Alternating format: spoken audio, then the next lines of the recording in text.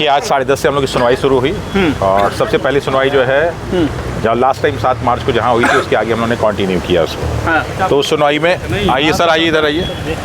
सारी सुनवाई में क्या हुआ कि पहले अभी सर ने अपनी सारी बातों को रखा और जितनी सारी घटनाएं घटी हैं बीपीएससी के 17वीं बीपीएससी में उन सारी घटनाओं को रखा।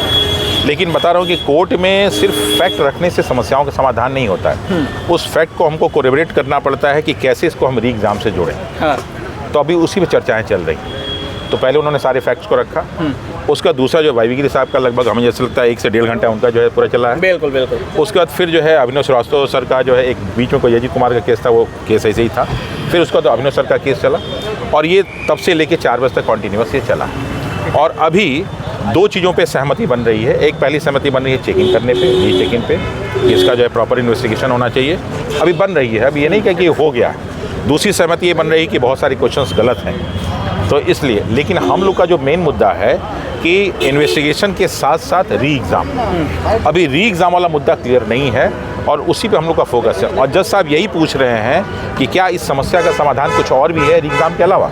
री exam is the last option, हम लोग उसको लास्ट ऑप्शन के रूप में कंसिडर करेंगे। लेकिन उसके लिए बाकी सारे और के और तर्क सुने जा रहे हैं। तो अभी तर्क चल रहे हैं, पक्ष भी बोल रहा है, विपक्ष भी बोल रहा है, जज साहब भी बहुत सारे प्रश्न पूछ रहे हैं। तो ये सारी घटनाएं अभी चल रही हैं। जब तक पूरा कंप्लीट नहीं हो जाए तब तक हम लोग बहुत कुछ नहीं कह सकते। लेकिन ये सुनवाई में और आज के सुनवाई में क्या कुछ अंतर देखने को मिल रहा है? ऐसे कौन कौन से पक्ष आपके तरफ से रखे गए या जो भी वाईवी की तरफ से ऐसे कौन कौन से पक्ष रखे गए सर?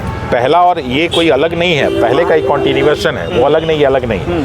उसमें जो चीज़ें हो गई थी। अब 7 तारीख को उसके आगे एक कंटिन्यू हुआ, तो ये कंटिन्यू सारी चीज़ें आगे बढ़ रही हैं। क्योंकि जब तक पूरी की पूरी सुनवाई कंप्लीट नहीं हो जाएगी तब तक जजमेंट नहीं आएगा।